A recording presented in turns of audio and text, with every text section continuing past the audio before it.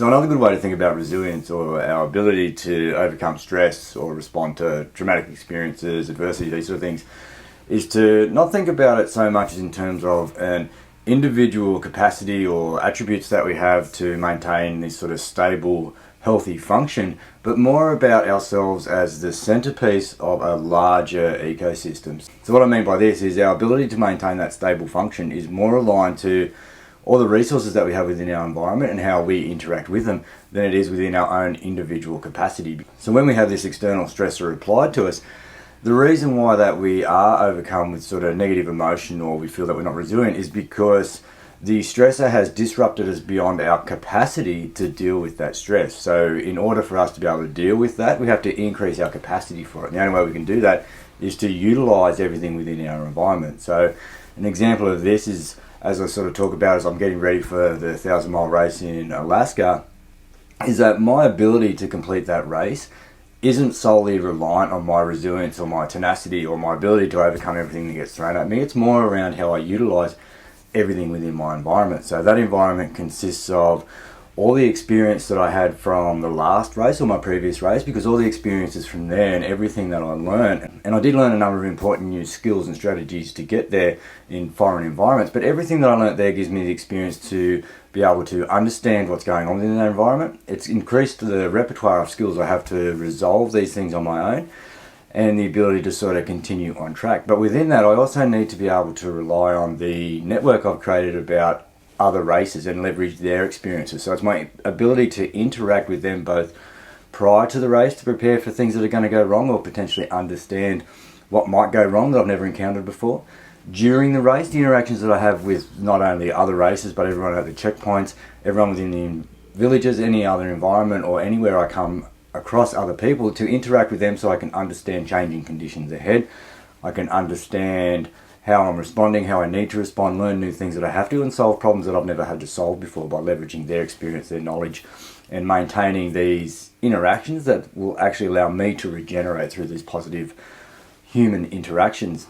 And some of the other factors that come into that is the support that I have from my family, sort of pre-race, during, and then post-race. So anything that does go wrong, or if I don't make it to the end and I come back, it's the interactions that I have with family and friends here, with peers, with the sort of social, both virtual and physical, that's going to help me recover from any duress or anything that's kind of traumatic that I may experience there. So it's my ability to interact with all of these things that are going to allow me to get to the end, or they're going to give me the best chance of getting to the end, or turn up at least with the least amount of fear about what could go wrong, what I need to do.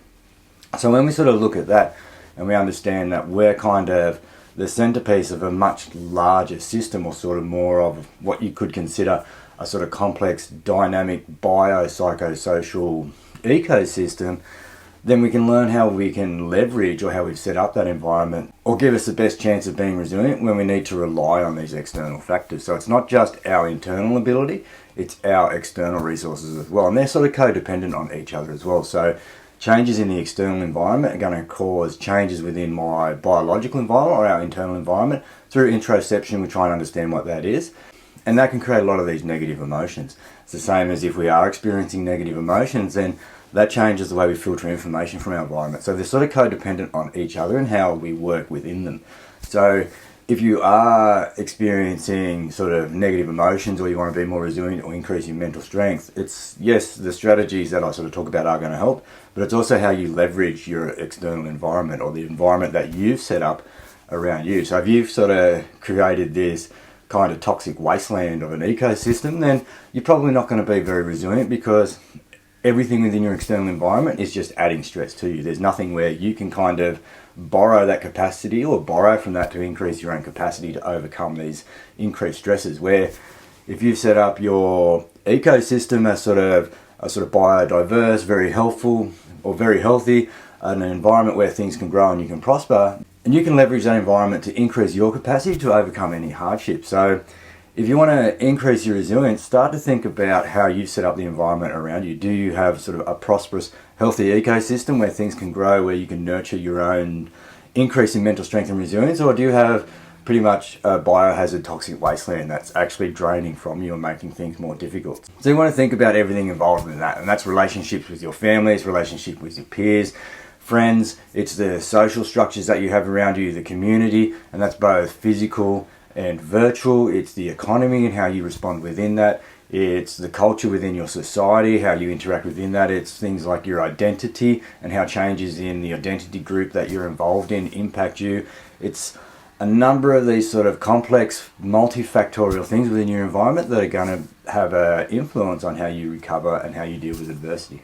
So if you want to really increase your resilience, then you just need to have a look at areas within that environment or within all these structures where you can improve, where you can sort of get rid of things that are toxic to you and improve with things that are actually going to nurture your growth. So I hope that kind of helps you understand a little bit around changing the way you think about it, as seeing yourself as sort of central in this much larger ecosystem, and whether you've got the right ecosystem to allow you to grow and develop, or whether that ecosystem is actually toxic and it's poisoning you. So I hope that kind of helps you think about it in a slightly different way, changes the way you look at it, and gives you something to think about going forward and help you improve your resilience and your mental strength.